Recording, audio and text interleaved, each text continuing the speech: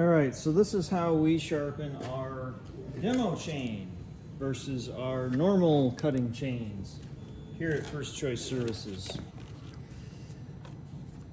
Steel makes this chain right here. And the difference between this and the wood cutting chain it comes with is this.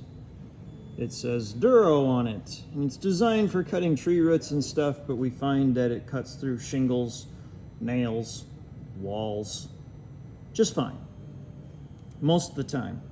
A lot of times you can run these chains from beginning to end without sharpening them, and you're fine.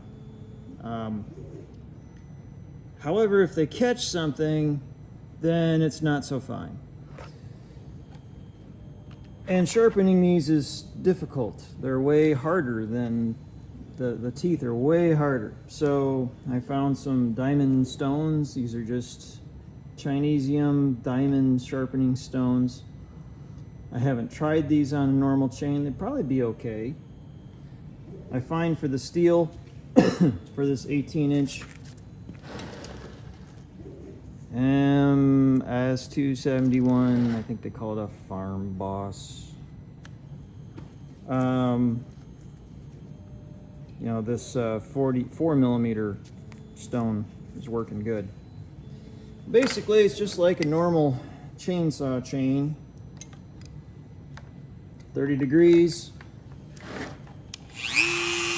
Mark your first tooth with a Sharpie so you can tell when you've been all the way around.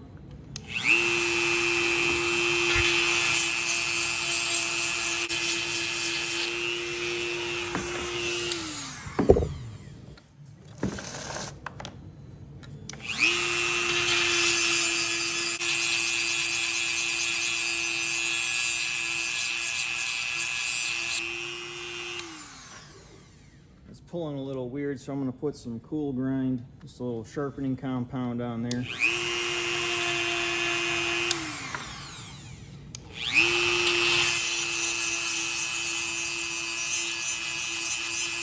Some of these teeth are really out of shape, so they're not 30 degrees. They are now. This edge is the most important part right here. Get a nice sharp point on that leading edge.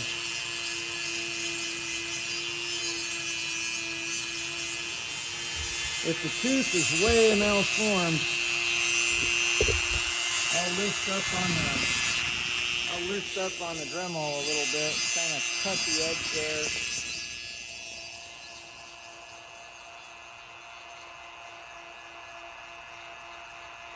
That one's pretty out of sorts. I keep cutting till there's a groove there. Yeah, I can feel it with my finger. That's got a nice sharp point to it, where all these others are kind of rounded off. There's another one that's pretty ugly.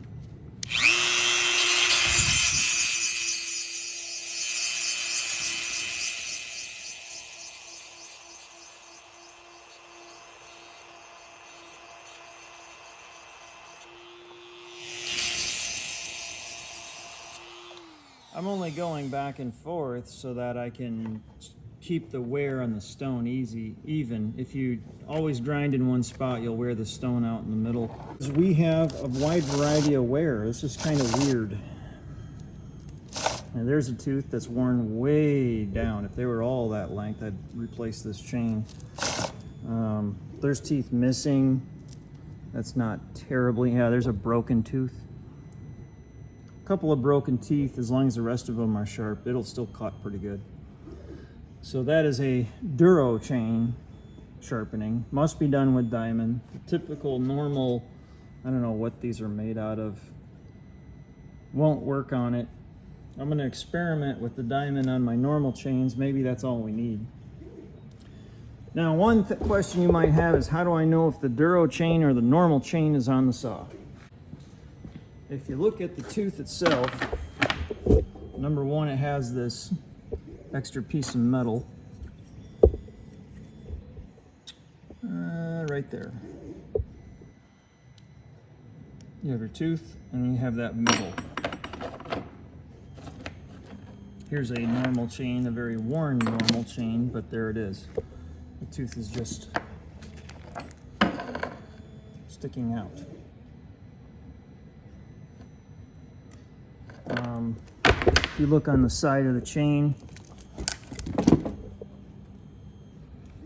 you kind of see how that's designed. And this chain is just about done. This is the original chain that came with the saw. You see there's just more of a I don't want to say weld, but there's more metal holding a Duro tooth on than a normal tooth. And you can cut wood with a Duro chain. They say they're good for tree roots, which I can't wait to try. I've never tried that. I have taken a brand new one and tried to cut a log with it, and it was really awful experience. It was very slow. So the chains have they have their place. You're cutting wood, use that. And when this is used up, we got 3 more. You're cutting through buildings, use the Duro chain, which is about all we do with this saw anymore. We have several saws. One last thing, we're not done just yet, is you need to check the feeler gauge depth. This is a tooth. This is a feeler gauge. This, or depth gauge. Everybody has a different term for it.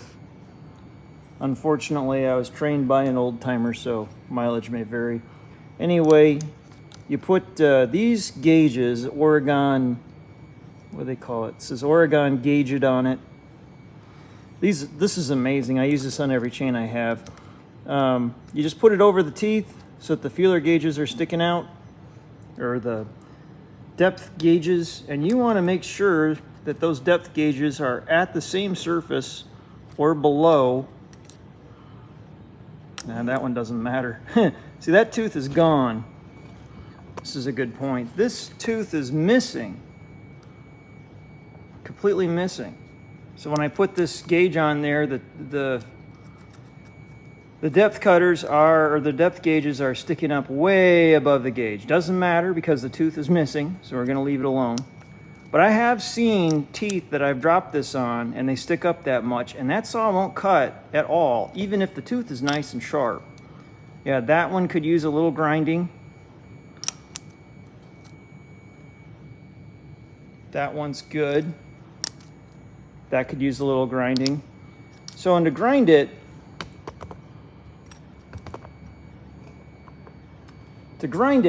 I still use the Dremel. Take the gauge off. You know, Dremel tools come with many wheels, and some of them are useless. I don't know what I'd use this for, so I use it for cutting feeler gauges. It doesn't matter as long as it goes in a Dremel tool.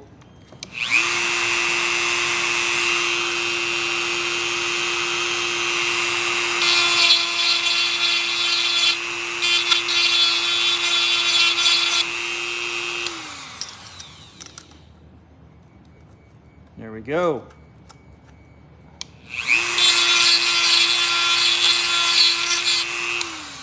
And you won't need to do that every time. So if you've ever taken a chainsaw to a hardware store to get it sharpened, somebody gets excited, they go in the back room, they run it through their machine, they make you take the chain off the saw, and you get it back and it doesn't work worth a crap, it's because they didn't do this.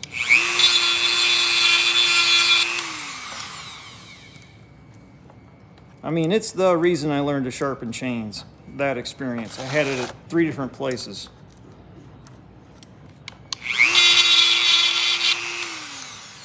But that's the last step, and probably, arguably, one of the most, well, all the steps are important. You gotta have a sharp chain.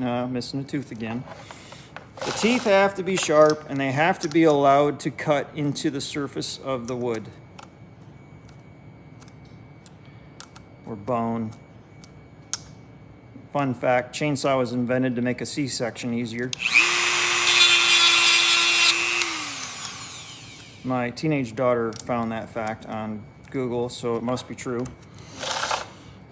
All right, so that is, yeah, that's sharpening a chainsaw. Well, that's sharpening a Duro chain. Sharpening a normal chain, not much different other than you can use the softer stones. One last comment. When you sharpen, just realized I only showed sharpening the one side. I didn't show sharpening the other side. It's the same thing, only you flip the saw over, and for some reason, Dremel put this second line on the gauge. I don't know why they did that. I'm going to cover that with some tape. It's a slightly different angle than 30 degrees, and if your eye goes to that line, and mine does, then when you go to cut your wood, the saw will pull through in a funny direction. It won't cut straight. That's very annoying. So if you buy one of these, or if you work for us and you got to replace this for some reason, cover that line up. Just go with the 30-degree marks. Every saw we have.